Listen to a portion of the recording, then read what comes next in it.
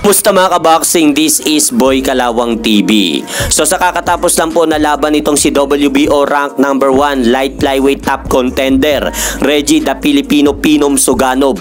Tinalo po nito ang Thailander na boksingero na si Natanong Tonchai noong Sabado December 21 sa lugar ng Tagbilaran City. Dahil sa kanilang naganap na laban na yun mga idol, 5 beses nga pong pinabagsak ng Pinoy na boksingero itong dayuhang Thailander na si Natanong Tonchai sa laban upang ihinto na po ng referee ang kanilang laban.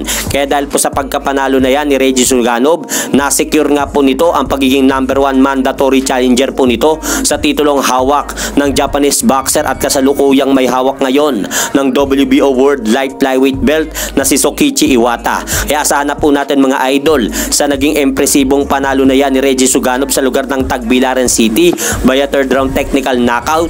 Ang sunod na laban na ito sa sunod na taon ay lalabanan niya na ang WBO Light Flyweight Champion na si Sokichi Iwata na may kartadang 14 wins, 1 loss with 11 knockout. At sa kabilang banda naman po mga idol, inamin na po ni Kuya Lods Jason Casimero sa naging live video po nito sa Cuadro Alas It's My Boy na kaya po daw umalis si former 3 Division World Champion John Riel Casimero sa puder ng MP Promotion dahil po daw sinulsulan nito ng dating catman nila na si Stephen Lunas na umalis na po si John Riel Casimero dahil marami naman po daw promoter na mag-aagawan sa kanya. So pakinggan nyo nga po mga idol sa live video ang inamin ni Head Coach Jason Casimero ang dahilan kung bakit umalis si Cuadro Alas sa poder ng MP Promotion. At courtesy na rin po ang video na ito sa Cuadro Alas It's My Boy.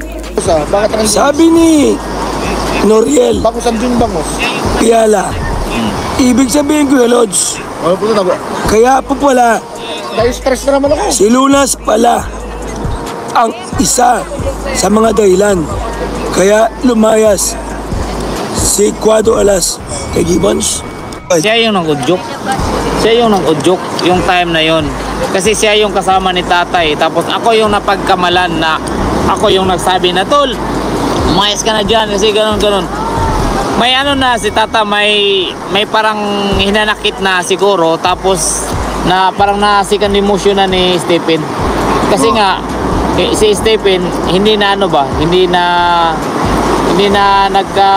pinaakyat sa na maging Batman.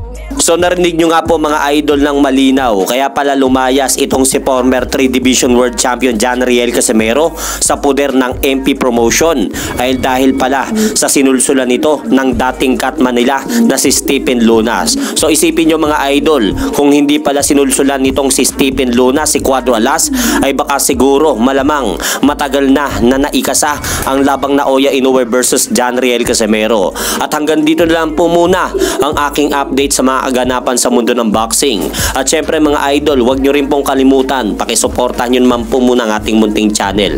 Maraming salamat po.